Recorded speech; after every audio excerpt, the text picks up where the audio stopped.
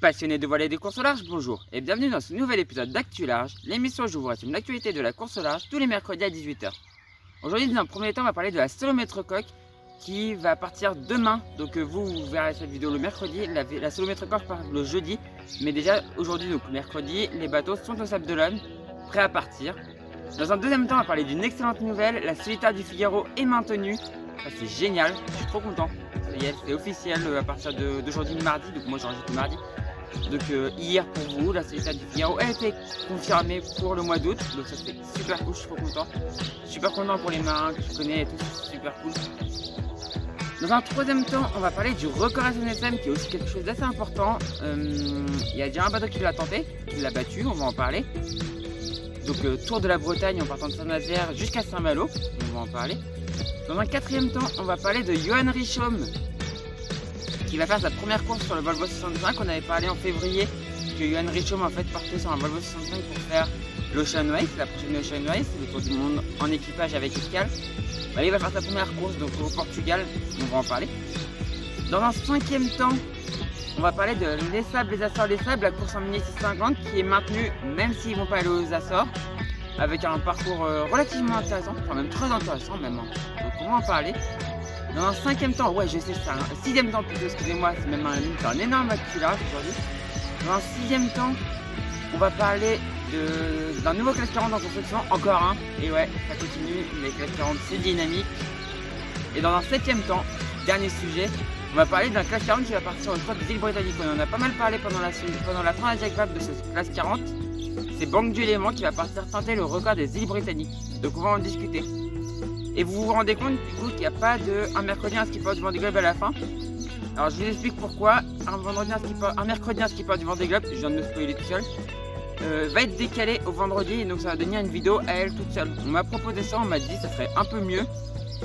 Et j'avoue que j'y réfléchissais déjà. Et du coup c'est ce qu'on va faire. Donc il y aura un mercredi, le mercredi ce sera Actu Large, et le vendredi soir à la place de Transportiver, vous aurez un vendredi un skipper du Vendée Globe jusqu'au départ du Vendée Globe, voilà. Et je vous dis un truc que je sais pas si je vous l'ai déjà dit, mais je suis à la radio actuellement jusqu'au départ du Vendée Globe sur Radio Flamme. Donc pour ceux qui habitent du côté de Cherbourg, vous pouvez m'écouter. Je passe généralement aux alentours de 17h35, j'anime une chronique sur le Vendée Globe qui dure à peu près 10-15 minutes. Donc si vous voulez m'écouter, si vous êtes du côté de Cherbourg et que vous voulez m'écouter, ou vous pouvez aussi m'écouter sur internet, et bah c'est possible aux alentours de 17h35 sur Radio Flamme. Et du coup c'est parti pour Actu Large.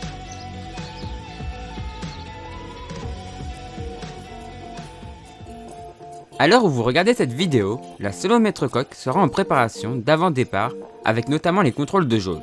Comme le voulait mon ami Jimmy Pahin, c'est la voile qui réouvrira la compétition sportive. En effet, les concurrents s'élanceront le 25 juin à 13 h pour une boucle de 340 000, passant par Belle-Île, l'Île-Dieu et l'île de Ré. Il n'y aura par contre pas de parcours banane alors qu'il y en a d'habitude. Ils seront 30 à s'élancer, avec pour la plupart l'objectif de se qualifier à la solitaire du Figaro. On fera un débrief de cette course la semaine prochaine dans Actu Large.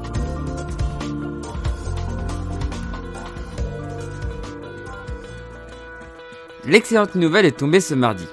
La solitaire du Figaro est maintenue malgré le Covid-19. C'est une excellente nouvelle pour tout le monde et ça va permettre aux marins en recherche de partenaires d'avoir des certitudes à proposer aux sponsors. Cette nouvelle, je m'y attendais depuis un moment, car beaucoup de signes allaient vers cette décision. Mais cette nouvelle me rend très joyeux et plein de courage à l'équipe organisatrice de ce magnifique événement.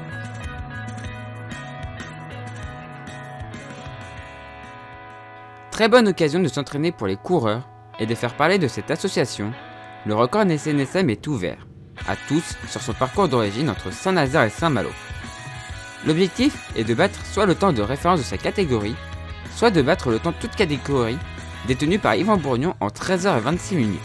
Ce qui est un très bon chrono, mais encore améliorable pour les multi 50 ou les ultimes, car Yvan l'avait fait en Norma.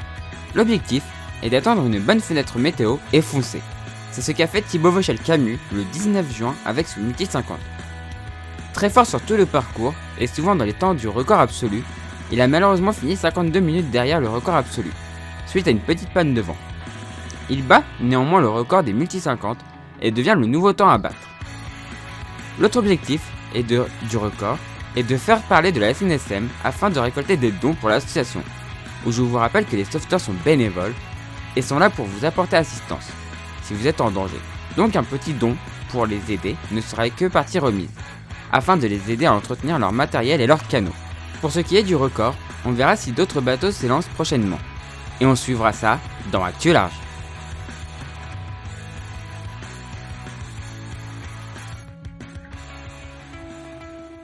Dans l'actu large du 12 février, je vous annonçais que Johan Richomme allait courir en Volvo 65 sur l'Ocean Race. Depuis, il n'avait couru aucune course, notamment à cause du confinement.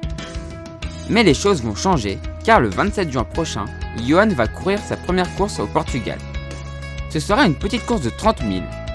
C'est peu, mais ça permettra déjà de se mettre en mode course sur ce genre de bateau et surtout d'être skipper d'un équipage, alors que Johan n'est plus souvent skipper en solitaire. On souhaite bon vent à Johan et à son équipage.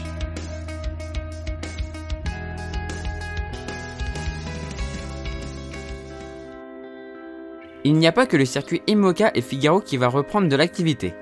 Il y a aussi le circuit Mini qui fera sa grande course des années sans Mini Transat.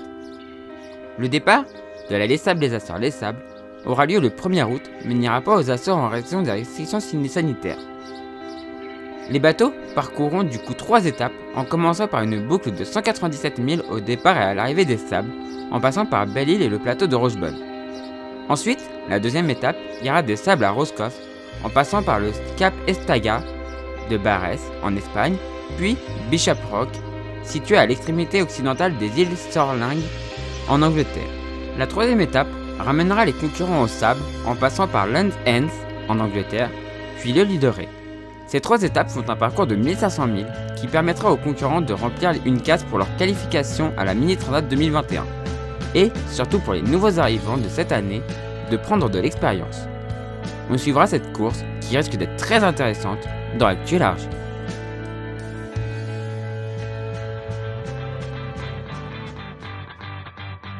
Je vous parlais il y a 2 semaines des nouveaux Classe 40 en construction. Eh bien ça ne s'arrête pas, car c'est maintenant Aurélien Ducrot qui va annoncer la construction d'un nouveau Classe 40 avec son partenaire Crosscal. On ne sait pas grand chose du bateau, pour l'instant, comme sa mise à l'eau, mais je pense ne pas trop m'avancer si je dis que son étrave sera assez arrondie. On sait juste que ce bateau incorporera des pièces et des équipements durables afin de réduire l'empreinte carbone du bateau.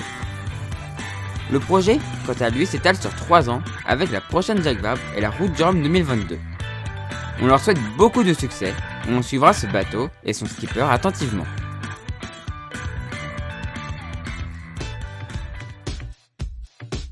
On reste dans les classes 40 pour finir cette actu large, en parlant de Banque du Léman, qui à défaut de pouvoir courir la Québec-Saint-Malo pour laquelle il s'était préparé, va tenter le record du Tour des îles britanniques en équipage.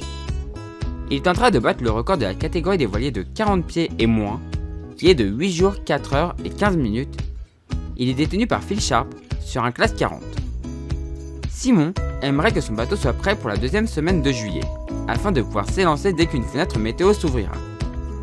Reste plus qu'à obtenir quelques autorisations de la part du Royaume-Uni, et c'est bon. On suivra ce record, qui emmène les marins dans des zones où on va rarement, comme au-dessus des îles Shetland et en mer du Nord, dans Actu Large. Voilà, c'est la fin de cette vidéo, j'espère qu'elle vous a plu. Si vous êtes encore là, c'est que ça vous a sûrement plu. Je vois qu'il y a pas mal de gens qui regardent mes vidéos mais qui ne sont pas abonnés, donc n'hésitez pas à aller vous abonner. Si vous voulez soutenir la chaîne, n'hésitez pas à le faire sur YouTube ou Tipeee, les liens sont dans la description de la vidéo. Vous pourrez nous publiciter une vidéo, ça ne coûte rien, moi ça m'apporte quelques centimes. Et si vous voulez faire un don, bah, c'est possible aussi sur les 2 plateformes. Vous pouvez aussi mettre un pouce en l'air et commenter mes vidéos, ça me fait toujours plaisir quand je fais des commentaires, quand je vois des pouces en l'air et tout, ça fait chaud au cœur. C'est le carburant pour continuer à faire ce que je fais. Voilà. Et puis moi du coup je vous dis à la prochaine pour la prochaine vidéo sur la chaîne Toraya, dans mon beau décor etc. là. Et du coup ciao tout le monde, ciao ciao ciao.